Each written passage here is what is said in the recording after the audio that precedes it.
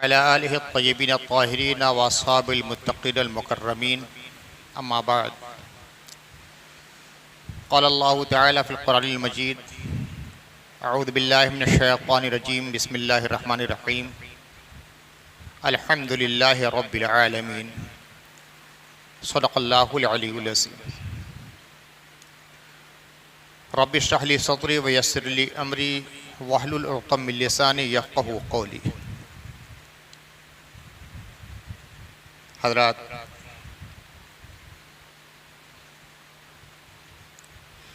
इस जुमा में तकरीरों का सिलसिला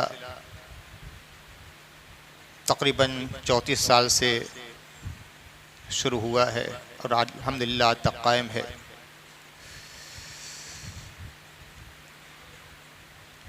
एक नया सिलसिला दर्स कुरान का शुरू हुआ है। अल्हम्दुलिल्लाह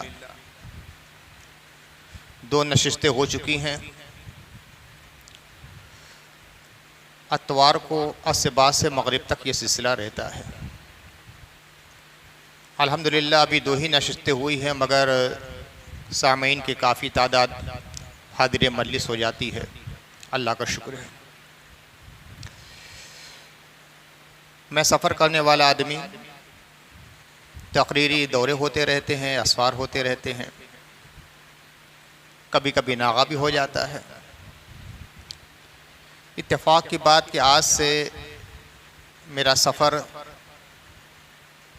7 तारीख तक मुसलसल है, 3, 4, 5, 6, 7, और वो भी 5 दिन 5 इलाक़ों में। अतवार को चंद घंटे के लिए बनारस आऊँगा, फिर रवाना हो जाऊँगा। मैं ये चाहता हूँ कि जो सिलसिला तफसीर शुरू हुआ है उसमें नागा ना होने पाए, इसलिए आज तकरीर का बजाय तफसीर होगी। तकरीरें तो होती ही रहती हैं, लेकिन तफसीर का ये सिलसिला मुनक़ते नहीं होना चाहिए। इससे पहले मैंने बिस्मिल्लाह शरीफ की तफसीर बयान की थी,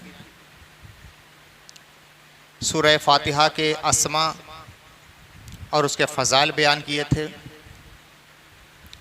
आज सूरह फ़ातिहा की तफसीर की इब्तिदा हो रही है। अल्हम्दुलिल्लाह बिनिअमतिही ततिम्मुस सालिहात। अल्लाह ताला अपनी मर्ज़ी के मुताबिक तफसीर करने की मुझे तौफ़ीक़ अता फ़रमाए और हमें और आपको और तमाम सुनने वालों को उसका आमिल बना दे। अल्लाहुम्मा आमीन। अल्हम्दुलिल्लाह रब्बिल आलमीन। इसका सादा सा तर्जुमा है, तमाम तारीफ़ अल्लाह ही के लिए जो रब्बुल आलमीन है। इस आयत करीमा का आगाज़ लफ्ज़ अल्हम्द से होता है। हम्द के माने तारीफ़, लेकिन किस तारीफ़ को हम्द कहेंगे और किसको मदह कहेंगे,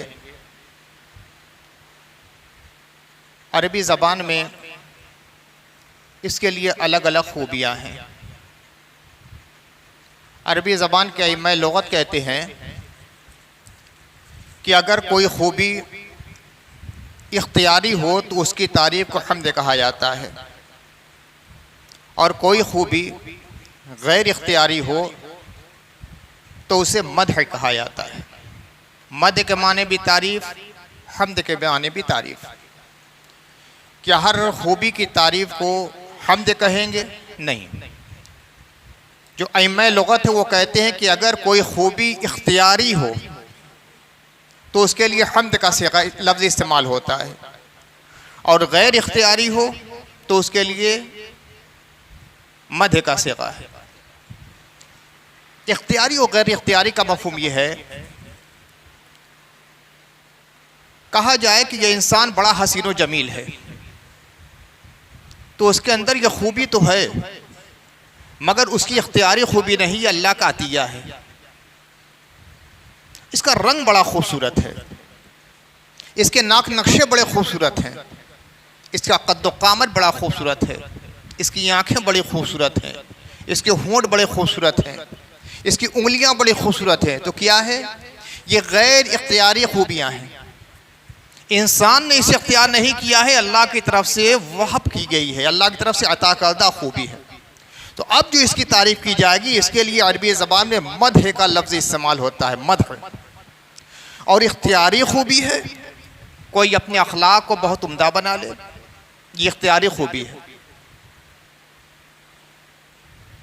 कोई बड़ा इबादत गुजार बन जाए, ये इख्तियारी खूबी है।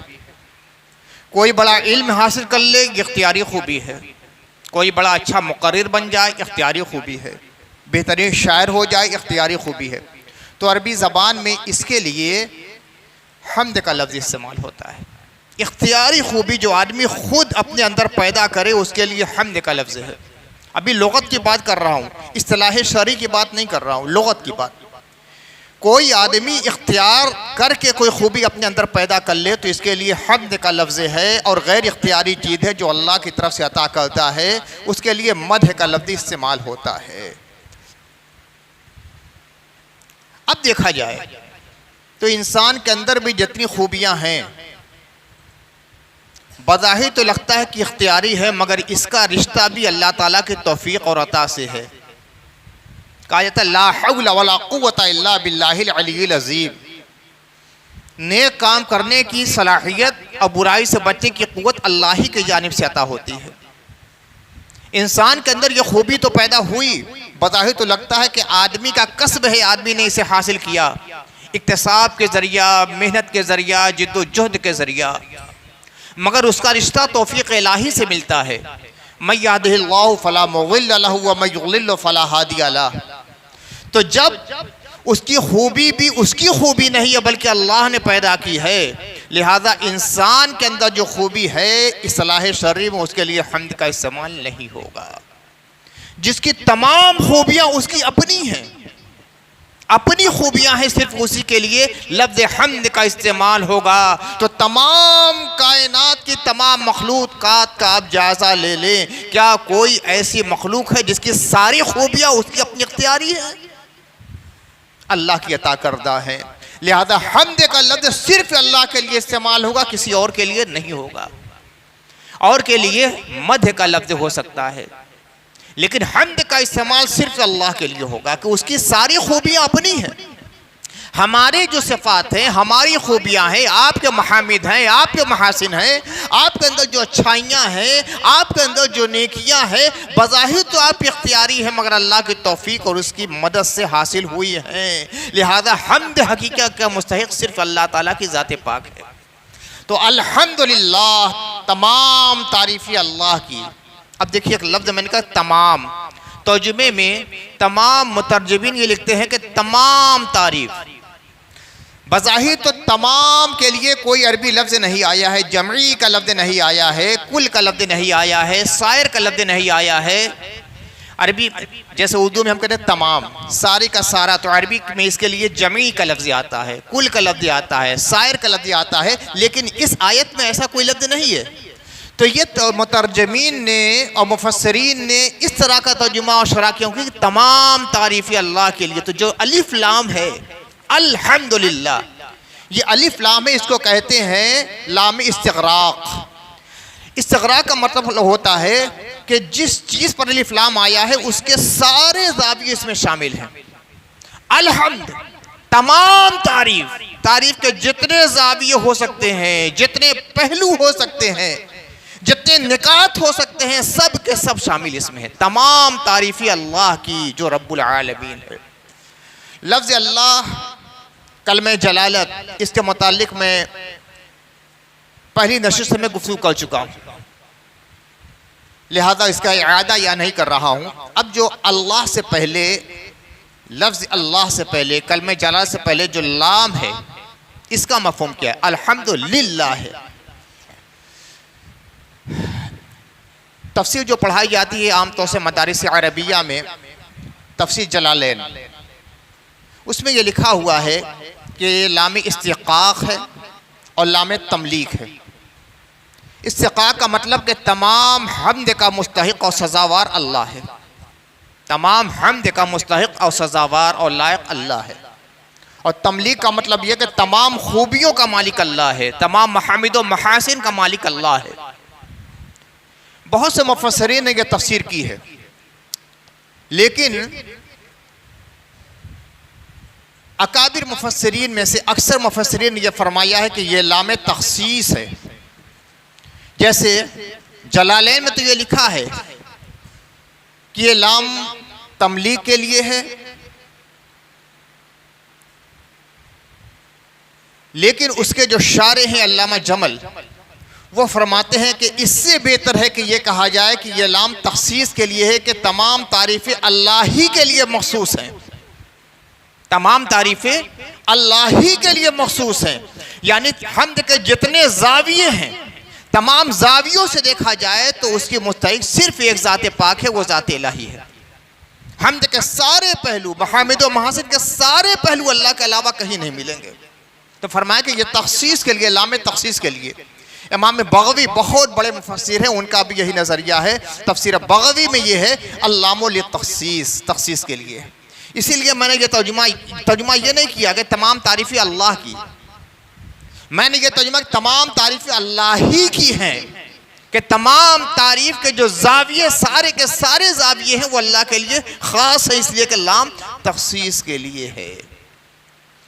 मैं ये कहूँ, किसी देहात में जाऊँ, कोई शख्स कहे कि किसी आदमी के बारे में कि ये इस इलाके के हाफिज़ साहब हैं, तो इसका मतलब ये नहीं हुआ कि दूसरे हाफिज़ नहीं है, दूसरे भी हाफिज़ हो सकते हैं, ये भी हाफिज़ हैं।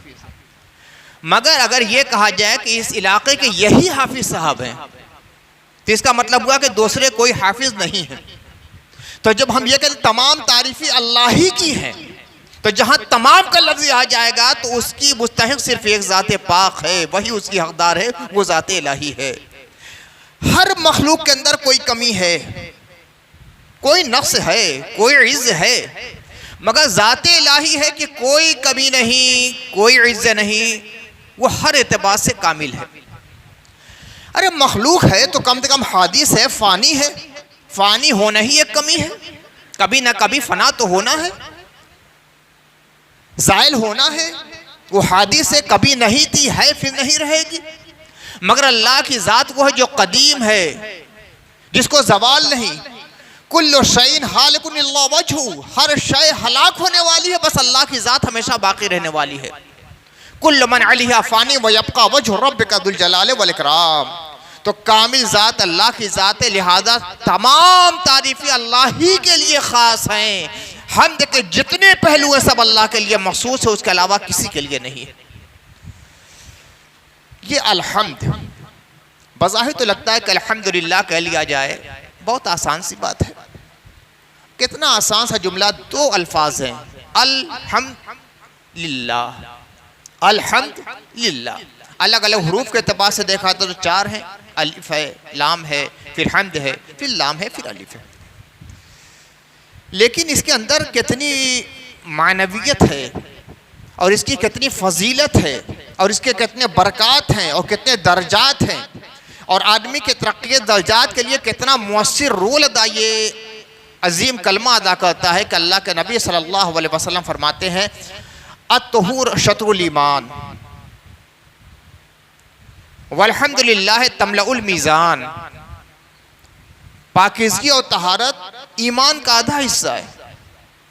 ईमान के दो हिस्से कर दिए जाएं तो एक हिस्सा तहारत और पाकीज़गी है, और अल्हम्दुलिल्लाह मीज़ान क़यामत को भर देगा। अल्हम्दुलिल्लाह कहने का ये सवाब है, ये अज़मत है कि मीज़ान अमल भर जाएगी, वो मीज़ान अमल जो क़यामत के दिन कायम हो जाएगी। वज़अल मीज़ान, अल्लाह ताला ने मीज़ान कायम फरमा दी है क़यामत के दिन, उसी पर इंसान के अमाल तोले जाएंगे। अल्हम्द की ये फजीलत है कि एक पलरे पर सिर्फ अल्हम्दुलिल्लाह लग दिया जाए तो पूरी मीज़ान भर जाएगी। इससे बज़ाहिर तो दो जुमले, एक जुमला नजर आता है छोटा सा, अल्हम्दुलिल्लाह, अल्हम्दुलिल्लाह के छोटे छोटे बच्चों को याद हो जाए, मगर इसके सिक़्ल का ये आलम है, इतनी बावज़्न ये अल्हम्द है कि पूरी मीज़ान इससे भर जाएगी। अल्लाह के नबी ने फरमाया अत्तहारतु शत्रुल ईमान वल्हम्दुलिल्लाह तमलउल मीज़ान। फिर अल्लाह के नबी सल्लल्लाहु अलैहि वसल्लम फरमाते हैं अफ़ज़लुद ज़िक्र ला इलाहा इल्लल्लाह व अफ़ज़लुद दुआ अल्हम्दुलिल्लाह। सबसे अफजल जिक्र, सबसे फजीलत वाला जिक्र ला इलाहा इल्लल्लाह कहना है। व अफ़ज़लुद दुआ अल्हम्दुलिल्लाह, सबसे बेहतर पुकार यह है कि अल्हम्दुलिल्लाह को। सबसे अफजल जिक्र ला इलाहा इल्लल्लाह कहना है। माँ सवा की माबूदियत की नफी करना है। कायनात में सिर्फ एक खुदा है और वही हमारा माबूद है, उसके अलावा कोई माबूद नहीं। इला एक है, अल्लाह एक है, मालिक एक है, माबूद एक है, लायक इबादत बस एक ज़ात है। तो ये सबसे अफजल जिक्र है ला इलाहा इल्लल्लाह, ला इलाहा इल्लल्लाह, ला इलाहा इल्लल्लाह। यही वो कलमा है कि जिसको पढ़कर एक काफिर मुसलमान होता है, और यही वो कलमा अजीम है कि जिसका इनकार करके मुसलमान काफिर हो जाता है। एक कलमा पढ़ा, आतिश दोज़ख में जलता हुआ इंसान जन्नत की बहारों में नजर आ जाता है, मोमिन बन जाता है। और इसका इनकार कर दिया तो मोमिन होता है तो काफिर हो जाता है। और सबसे बेहतर पुकार और बेहतर दुआ क्या है? अल्हम्दुलिल्लाह कहना है। अल्लाह को बहुत प्यारी ये दुआ है। अल्लाह के नबी सल्लल्लाहु अलैहि वसल्लम ये फरमाते हैं मा मिन शैइन अहब्बु इलल्लाह मिनल हम्द। हम्द के लिए जितने भी जुमले इस्तेमाल किए जाएं उनमें सबसे बेहतर जुमला ये है कि अल्हम्दुलिल्लाह कह दिया जाए। अल्लाह को सबसे महबूब यही जुमला है, अल्हम्दुलिल्लाह अल्हम्दुलिल्लाह अल्हम्दुलिल्लाह। कोई अच्छा काम हो जाए तुमसे, कहो कि अल्हम्दुलिल्लाह। ये वो जुमला है जो इंसान से खुदबीनी और तकब्बुर को मिटा देता है। अच्छा काम हो गया, लोगों ने तारीफ की, अल्हम्दुलिल्लाह कह दिया, नफ्स से कुचल दिया गया। और अगर ये मिजाज पैदा हो जाए कि लोग मेरी तारीफ कर रहे हैं, मुझसे ये अमल सरजद हो गया, लोगों ने तारीफ कर दी और अपने अंदर गुरूर पैदा हो गया, तो ये गुरूर जहन्नम की तरफ ले जाता है। अल्लाह के नबी सल्लल्लाहु अलैहि वसल्लम ने फरमाया ला यदखुलुल जन्नता, वो शख्स जन्नत में भी दाखिल नहीं होगा जिसके दिल में जर्रा बराबर में किब्र और गुरूर और घमंड है।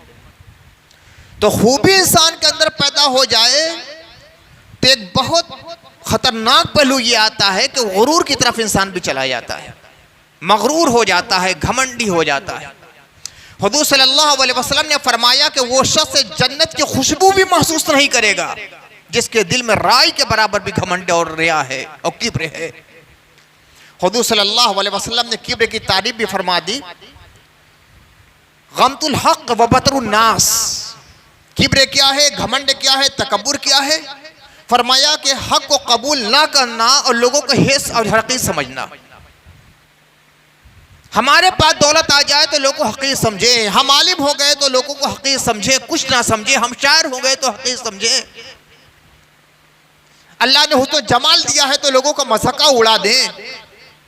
हक को कबूल करने के लिए हम तैयार ना हो जाए। हम बड़े आदमी हैं, कोई गरीब आदमी हक की बात करे तो उसे ठुकरा दे के हमारे सामने बोलने की तुम्हारी जरूरत है, ये क्या है? इसी का नाम घमंड और तकब्बुर है। हुजूर सल्लल्लाहु अलैहि वसल्लम फरमाया जिसके अंदर ये तकब्बुर पैदा हो जाता है वो जन्नत की खुशबू भी नहीं पाएगा, जबकि हजारों मील दूर से जन्नत की खुशबू महसूस होगी, मगर अपने दिल में किब्र रखने वाला और किब्र की बुनियाद पर हक को ठुकराने वाला, लोगों को हकीर और जलील समझने वाला जन्नत की खुशबू को भी महसूस नहीं करेगा, जन्नत की खुशबू नहीं पाएगा। तो अल्हम्दुलिल्लाह का वो जुमला और फिक्रा और कलमा है जो खुदबीनी और तकब्बुर को मिटाता है।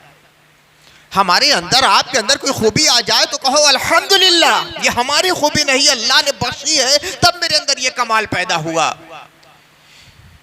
इस खूबी का इजहार हुआ है हमारे वजूद से, तो ये अल्लाह की कुदरत की करिश्मा साजी है, अल्लाह का फजल है, उसका एहसान है। अल्लाह का शुक्र अदा करो। इसीलिए इस सूरह पाक को सूरतुल शुक्र भी कहा गया, जो इससे पहले की नशस्त मैंने बयान किया। सूरतुल हम्द भी इसका नाम है और सूरह शुक्र भी इसका नाम है। अल्हम्दुलिल्लाह रब्बिल आलमीन। अच्छा, बड़ी मानवियत इस अल्हम्द के जुमले में है। इसी हकीकत को सहाबे किराम समझते थे, हम लोग तो बस अल्हम्दुलिल्लाह कह के आगे गुजर जाते हैं।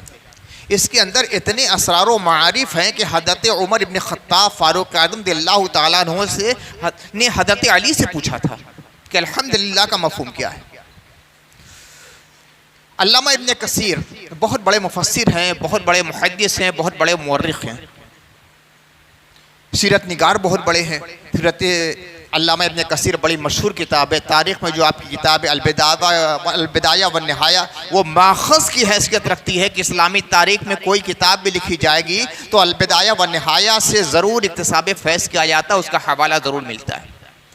यही अल्लामा इब्न कसीर जो अल्लामा इब्न तैमिया के शागिर्द रशीद हैं, वो अपनी किताब में तफसीर इब्न कसीर में एक रिवायत लिखते हैं।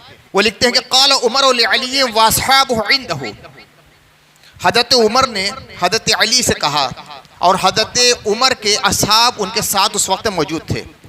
ला इलाहा इल्लल्लाह व सुब्हानल्लाह वल्लाहु अकबर क़द अरफ़नाहा वल्हम्दुलिल्लाह। ला इलाहा इल्लल्लाह की हकीकत का है हमने पहचान लिया, सुभान अल्लाह की हकीकत का है हमने जान लिया, अल्लाह अकबर का मफ़हूम क्या है हमें इल्म है। फमल हम्दुलिल्लाह, अल्हम्दुलिल्लाह की हकीकत क्या है? पूछने वाला कौन है? हज़रत उमर इब्न ख़त्ताब फ़ारूक़ आज़म रज़ियल्लाहु ताला अन्हु खलीफ़ा दोम। हज़रत मसरूक़ जो सय्यदुल मुहद्दिसीन कहा गया है, ताबई मुहद्दिस है, वो फरमाते हैं कि तमाम असहाबे मुस्तफ़ा का इल्म 6 शख्सियतों में इकट्ठा है।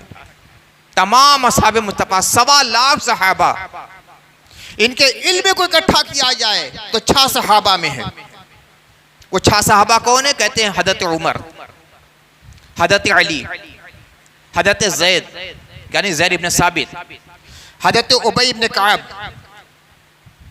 हज़रत अबू दरदा और हज़रत अब्दुल्लाह इब्न मसूद।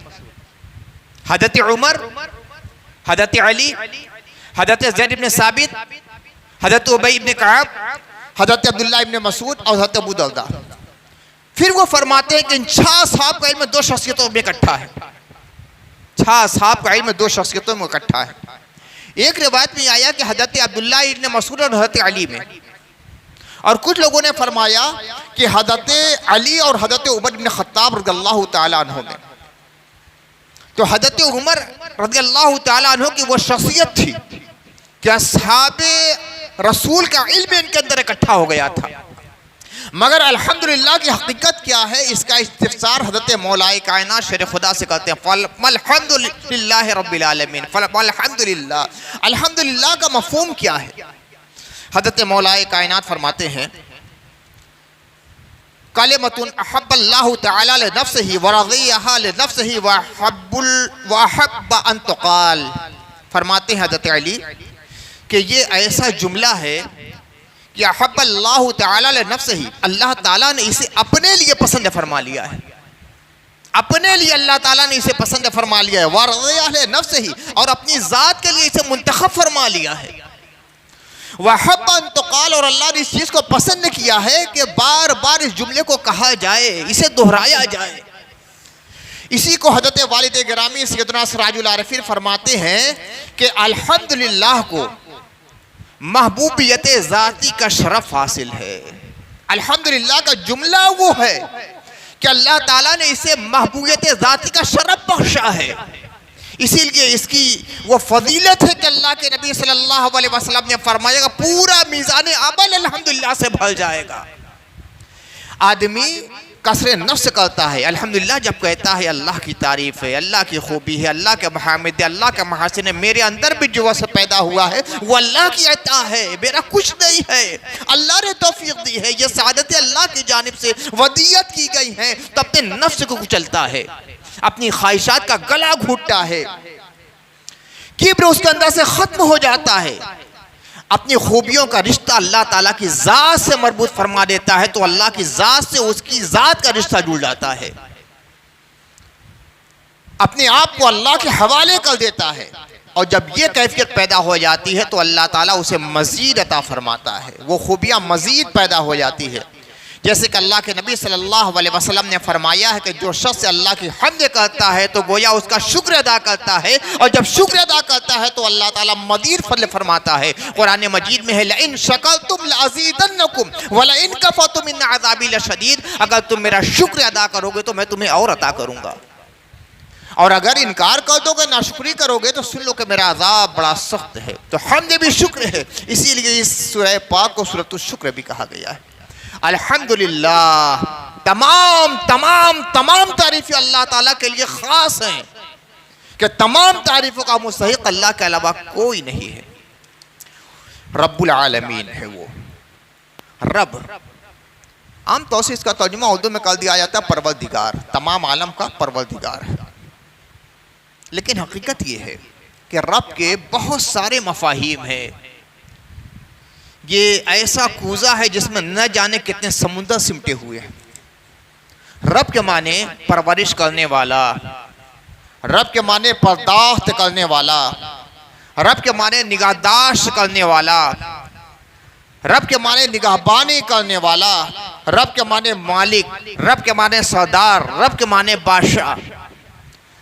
और रब के अंदर इसके अलावा भी बहुत सारी मायने को छुपी है।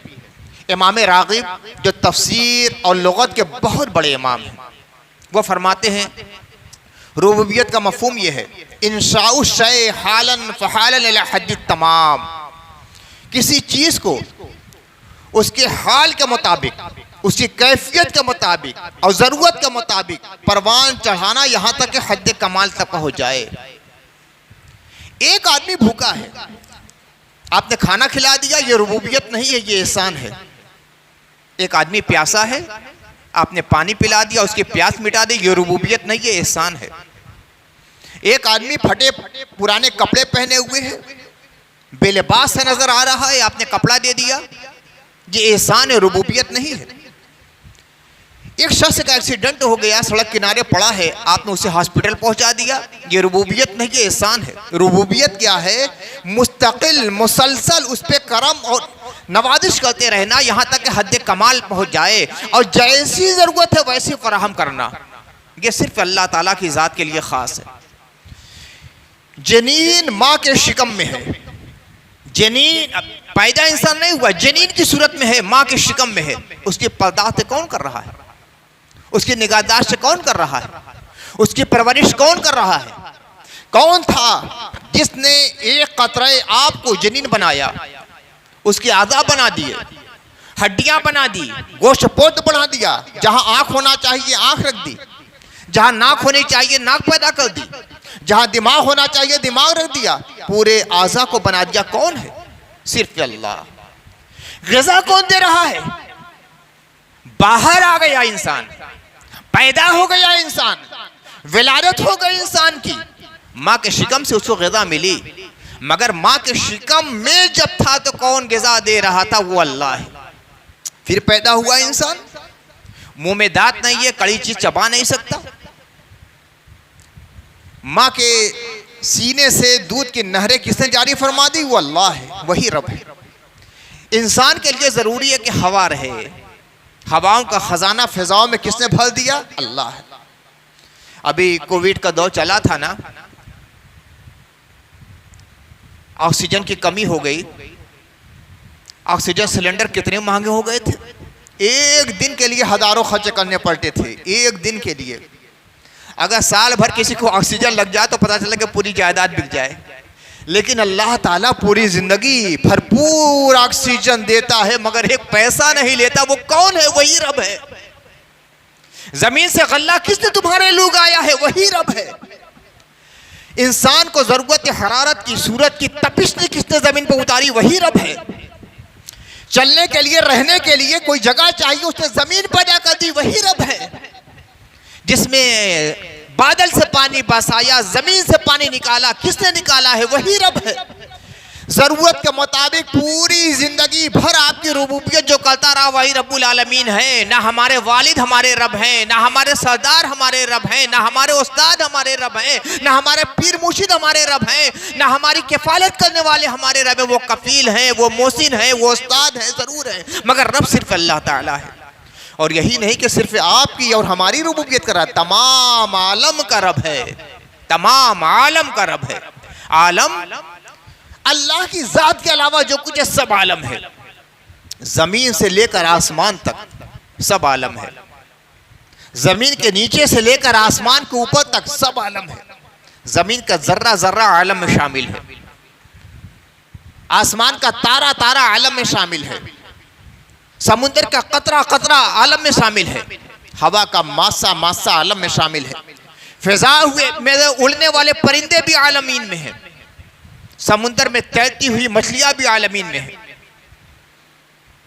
दरख्तों की शाखों पर झूलते हुए ये फूल भी आलमीन में हैं, ये बहते हुए आबशार, ये रवा दवा दरिया, ये उल्टे हुए परिंदे, ये इंसान, ये जिन्नात, ये फरिश्ते, ये सब के सब आलमीन में शामिल हैं। यहाँ तक कि आसमान के तारे, आसमान का चांद, आसमान का सूरज, ये लौहे महफूज, ये कलम, ये अर्श, ये कुर्सी, ये जन्नत, ये दोज़ख, ये सातों आसमान सब के सब आलम में है। तो ये ना समझा जाए कि अल्लाह सिर्फ हमारी पर्दाश्त कर रहा है, हमारी रुबूबियत का इत्माम फरमाने वाला है, वो रब्बुल आलमीन है। कायनात का जर्रा जर्रा अल्लाह की रुबूबियत में शामिल है। क्या अल्लाह के अलावा कोई रब है? सिर्फ वही एक ज़ात है। अल्हम्दुलिल्लाह रब्बिल आलमीन, तमाम तारीफ अल्लाह की जो रब्बुल आलमीन है, तमाम आलम का वही रब है। ये एक जुमला ऐसा है जो इंसान के अंदर खुदा शनासी पैदा फरमा देता है कि वही जब आलमीन का रब है, वही हर लम्हा एहसान करने वाला है, उसी का करम है कि लम्हा लम्हा हर सूरत में हमारी परवरिश और बर्दाश्त करने वाला है, यहां तक हद्दे तमाम तक पहुंचा देता है। तो फिर हमारी फितरत का तकाजा यह है कि उसके आगे सरे तस्लीम खम रहे। थोड़ा सा एहसान कोई कर देता है तो उसका शुक्र हम अदा करते हैं। जो हमारे पैदा होने से पहले एहसान किया, हम पैदा हो गए तब एहसान करता है। माँ क्या दूध हमें अता फरमाया, माँ की आगोश अता फरमा दी, बाप का प्यार अता फरमा दिया। कोई माँ अपने बच्चे की परवरिश क्यों करती है? कोई बाप अपने बच्चे के पर्दाश्त क्यों करता है? अल्लाह ताला ने रहम का जज्बा अता फरमाया है। वरना नजासतों में लिथला हुआ एक बच्चा है, अगर माँ के अंदर मोहब्बत का जज्बा ना होता तो उसकी गलादत को वो माँ साफ करती। बच्चा रोने लगता है, पूरी पूरी रात माँ जाग जाती है। अगर अल्लाह ताला मोहब्बत का जज्बा ना पैदा करता तो एक माँ ऐसा करती? बाप है, रात नहीं देखता, दिन नहीं देखता, अपने बच्चे के अच्छे मुस्तकबिल के लिए रात दिन मेहनतें और कोशिशें करता रहता। ये क्यों है? अल्लाह ताला ने उसके अंदर मोहब्बत का जज्बा पैदा फरमाया। ये भी रुबूबियत का एक शान इजहार है कि इंसान की तख्लीक के बाद अच्छी जिंदगी के लिए जितनी चीजें चाहिए सब मुहैया फरमा दी। बाप का प्यार दिया, माँ की ममता दे दी, ग़िज़ा दे दी, पानी दे दिया, हवा दे दी, जैसी ज़मीन चाहिए थी दे दी। ना इतनी सख्त दे दी कि कांटे की तरह चुभने लगे, ना इतनी मुलायम दे दी कि दलदल की तरह धंसने लगे। जैसी चाहिए थी वैसी दे दी। रात दिन का निज़ाम पैदा फरमा दिया कि दिन भर की थकन के बाद ज़रूरी था कि इंसान आराम कर दे, इसलिए रात का राहत अफजा माहौल पैदा फरमा दिया। अब रात के वक्त सितारों की रोशनी है, चाँद की चांदनी है, तारीकी है, ऐसे वक्त आदमी सोता है तो ठंडक नसीब होती है। अगर दिन के वक्त इंसान सो ले, रात का रात जागता रहे तो उसे ज़हनी सुकून नहीं मिलता है। इसलिए कि सूरज की रोशनी में तपिश होती है, चाँद की चांदनी में ठंडक होती है। इत्मीनान की नींद के लिए ज़रूरी होता है कि चाँद की चांदनी मिले ताकि ज़हनी सुकून मिले, और रात भर ज़हनी सुकून के बाद जब सुबह इंसान उठता है तो तरोताज़ा होता है और नए सिरे से काम के लिए आमादा हो जाता है। यह भी रुबूबियत का एक पहलू है। यह भी रुबूबियत का एक पहलू है। अलग अलग माहौल बना दिए, कभी गर्मी का माहौल है, कभी जाड़े का मौसम है, कभी बरसात की फसलें हैं, तरह तरह के फल हमारे लिए पैदा किए दिए, गोश्त हमारे लिए, ये सारे रिस्क के जो सामान फराहम कर दिए, ये सब रब्बुल आलमीन के तकाजे हैं। तो जब अल्लाह रब्बुल आलमीन है, हर लम्हा, हर साथ, हर सेकंड हमारी दस्तगीरी फरमा रहा है, रुबूबियत का एहतमाम फरमा रहा है, तो फर्ज बन जाता है कि उसको रब माने और सरे तस्लीम खम करें, उसका कहा माने, उसके एहसान को माने, उसके सामने सद्दा करें। और वो चूंकि वो रब है, सबका मालिक है, मुख्तार है, वही आका है, वही सरदार है, वही बादशाह है, वही मालिकुल मुल्क है, तो उसी के सामने हम अपना दामन एहतियाज को फैलाएं और उसी की बारगाह में इस्तिदा और सवाल करें। तो बज़ाहिर एक जुमला नजर आता है अल्हम्दुलिल्लाह रब्बिल आलमीन, लेकिन देखिए कि कितनी मायनियत अपने दामन में रखे हुए है। सिर्फ एक आयत को उसके तमाम तकाज़ों के साथ समझ ले तो इंसान की ज़िंदगी में एक इनकलाब पैदा हो जाए। इसीलिए अल्लाह ताला ने, अल्लाह के रसूल सल्लल्लाहु अलैहि वसल्लम ने इस सूरह पाक को बार बार पढ़ने का हुक्म दिया है। नमाज में दूसरी कोई सूरह मखसूस नहीं है कि यही सूरह पढ़ना है, आपको इख्तियार है, कोई आयत पढ़ सकते हैं, कोई सूरह पढ़ सकते हैं, मगर ये सूरत पढ़ना ज़रूरी है, सूरह अल-हम्द पढ़ना ज़रूरी है। आप फ़र्ज़ पढ़ें, आप वाजिब पढ़ें, आप सुन्नत पढ़ें, आप नफ़ल पढ़ें, आपको सूरह अल-हम्द पढ़ना है। इसलिए कि अल्लाह ताला की ज़ात व सिफ़ात का जैसा इस्तेज़ार ये सूरह पैदा फरमाती है इंसान के ज़हन में, उसकी शान ही जुदागाना है। इसीलिए इसे रासुल कुरान कहा गया है, इसे असलुल कुरान कहा गया है, इसे उम्मुल किताब कहा गया है कि सारे कुरान का खुलासा इस सूरह पाक में अल्लाह ताला ने रख दिया है, सबका निचोड़ इसके अंदर है, सबका इत्र कशीद करके रख दिया गया। अल्हम्दुलिल्लाह रब्बिल आलमीन। इसीलिए अल्लाह की जो भी नेमत इंसान को हासिल हो तो हमेशा अल्लाह को याद करे। खाना खाए तो कहे अल्हम्दुलिल्लाह, यह ग़िज़ा जो मिली है अल्लाह का शुक्र है। पानी पिए तो कहे अल्हम्दुलिल्लाह, यहाँ तक कि छींक भी आए तो कहे अल्हम्दुलिल्लाह, अल्लाह की हम्द है। छींक के ज़रिया भी इंसान को राहत महसूस हो जाती है, वरना छींक नहीं आती है किसी को तो एक तरह का ज़हनी इस्तराब महसूस होता है। तो अल्लाह ने ये जो राहत हमें अता फरमा दी है ये भी अल्लाह का शुक्र है। तो अल्हम्दुलिल्लाह कह के अल्लाह की तारीफ़ भी बयान की जाती है और उसका शुक्र भी अदा किया जाता है। तो अल्हम्दुलिल्लाह की बड़ी फजीलत है और इसके बड़े मानी है, इसको मुस्तहसर करना चाहिए। हर वक्त अल्लाह ताला की रुबूबियत का इस्तेज़ार होना चाहिए। हम चल रहे हैं तो ये भी अल्लाह की रुबूबियत है, उसने पाँव दिया। हम कोई चीज़ पकड़ रहे हैं तो ये भी अल्लाह का करम है कि हमें हाथ दिया और उसे पकड़ रहे हैं। हम बोल रहे हैं, हम सुन रहे हैं, हम देख रहे हैं, हम सोच रहे हैं, ये सब अल्लाह ताला का करम है और उसके शान रुबूबियत का इज़हार है। अल्हम्दुलिल्लाह रब्बिल आलमीन। तमाम तारीफ़ें अल्लाह के लिए ख़ास है जो तमाम आलमीन का रब है। अल्लाह ताला हमें और आपको तमाम मुसलमानों को कुरान हिदायतों पर अमल करने की तौफ़ीक़ अता फ़रमाए। हमारे लिए हिदायत की राहें हमेशा खुली रखे और उस राह हिदायत पर चलने के भी सारे अता फ़रमाए। व आखिर दावाना अल्हम्दुलिल्लाहि रब्बिल आलमीन।